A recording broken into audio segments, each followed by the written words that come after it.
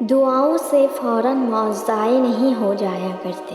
دعائیں تو تمہارے لیے دھیرے دھیرے اسباب بناتی ہے۔ وہ تمہارے لیے راستے کھولنے کا ایک ذریعہ ہے۔ دعا مانگتے رہو تب تک جب تک عرض سے جواب نہیں مل جاتا۔ اگر تمہاری دعاؤں میں مسلسل ایک ہی چیز ہے تو یقین رکھو تمہاری دعا قبول کر لی جائے گی، اور تمہارے گمان سے بڑھ کر تمہیں عطا کیا جائے گا۔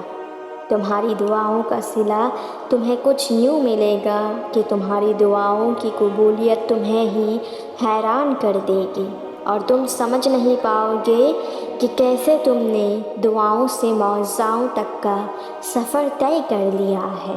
تمہارے لیے بھی معجزے ہوں گے۔ آج آزمائش کا وقت ہے تو کل معجزوں کی بارش بھی ہوگی۔ تم نے جو سوچا ہے اس سے کہیں زیادہ بہترین سے اللہ نوازے گا۔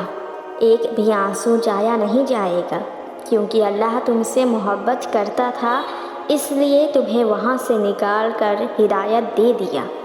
اب یقیناً وہ نوازے گا بھی، مگر صحیح وقت پر۔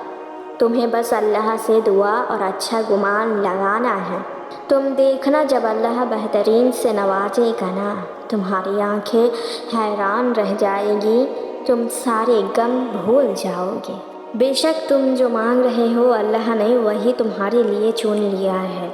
بس اللہ چاہتا ہے تم دعا مانگ کر اس کے قریب رہو۔ جب اللہ تمہارے لیے وہ بات چاہتا ہے تو کوئی اور روک نہیں سکتا، اس لیے پریشان نہ ہو، بس اللہ پہ بھروسہ رکھو، وہ سب سنبھال لے گا۔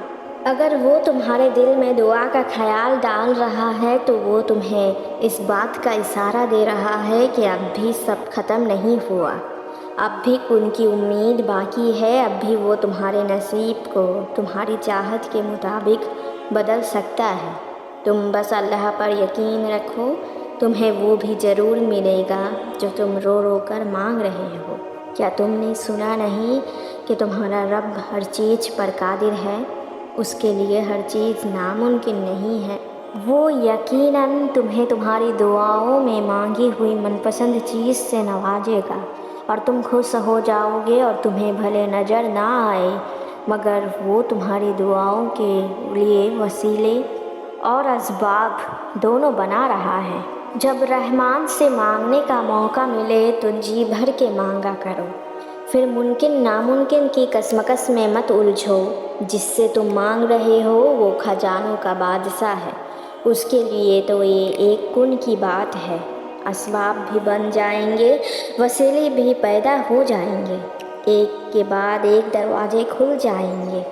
بس توکل کے ساتھ رب کو راضی کرو اور نیت صاف رکھو، اللہ ضرور تمہیں مطمئن کر دے گا انشاءاللہ۔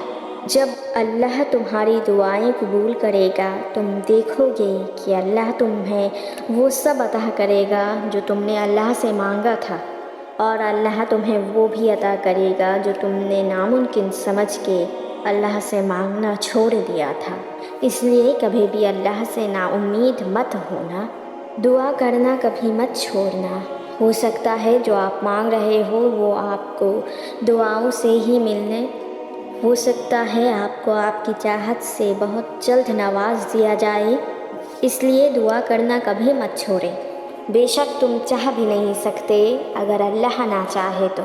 بالکل تمہارا رب سب جانتا ہے کہ کن کن آزمائشوں سے تم گزر رہے ہو، اس لیے تو وہ تمہیں مزید خود کے قریب کرنا چاہتا ہے تاکہ وہ تمہیں سیدھا راستہ دکھا سکے۔ اور تم یہ سوچتے ہو کہ وہ تم سے ناراض ہے، ایسا نہیں ہے، وہ تو بس تمہیں ایک بہتر انسان بنانا چاہتا ہے۔ اللہ جلد باز نہیں ہے، وہ ہر چیز صحیح وقت پر کرتا ہے، کیونکہ اس کے عطا میں کوئی خامی نہیں ہے، پرفیکشن ہے، اور ہم انسان جلد باز ہیں، اور جلد باز ہونا شیطان کا کام ہے۔